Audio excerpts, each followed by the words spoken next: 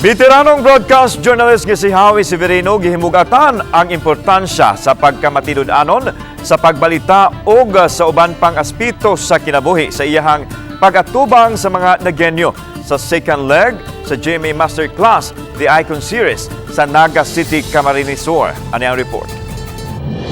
Welcome to the GMA Masterclass, the Icon Series. Sa pagpadayon sa GMA Masterclass, the Icon Series, ang veteranong broadcast journalist o dokumentarista nga si Howie Severino ni paambit sa iyang kasinatian ngadto sa mga estudyante gikan sa Naga City, Camarines Sur. Kapin kun kuang 900 ka mga estudyante og magtutudlo gikan sa Naga College Foundation ug University of Nueva Cáceres ang mitambong sa kalihukan. It's indeed a great honor and privilege for Naga College Foundation to be the host of this program. This is a big opportunity for our students to learn from the icons.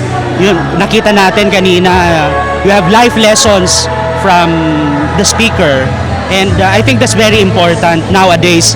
Gihimugatan sa veteranong broadcast journalist nga kabahin sa Truth Universe ang mga tigbalita ug aron makabot ang kamatuoran gikinahanglan ang pagkamatinud-anon. Well, that's the biggest no-no in many fields, di ba? But in journalism, it can be very damaging. You can make mistakes. Journalists make mistakes. I mean, I make mistakes, but you have to make sure your mistakes are honest mistakes. Game usab kaayong gitubag ni Severino ang mga pangutana gikan sa audience. If you would be given a chance to write your own story, what would be the title and the main message of the story? Survive and thrive. Our goal is not just to survive, but to thrive. We can thrive in this environment.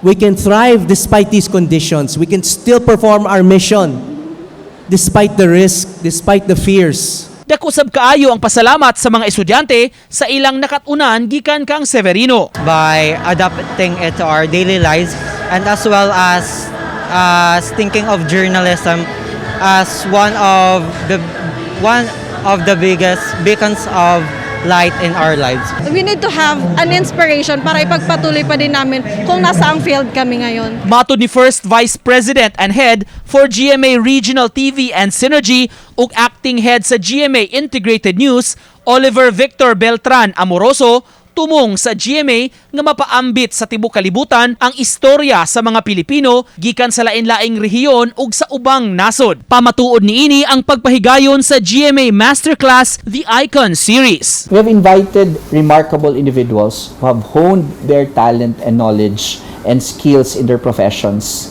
They are considered leaders in the field of expertise. They are more than masters.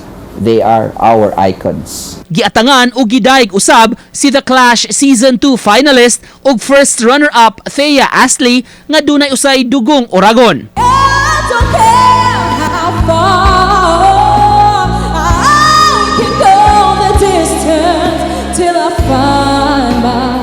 Sa pagpadayon sa GMA Masterclass, the Icon Series, gilauman nga mas makahatag pa og inspirasyon sa kadaghanang Pilipino ang mga kasinatian sa mga inilang personalidad nga batid sa ilang tagsa-tagsa kakahibaw. Uban ni Clans Gabutin, Nico Sereno, Balitang Bisdak.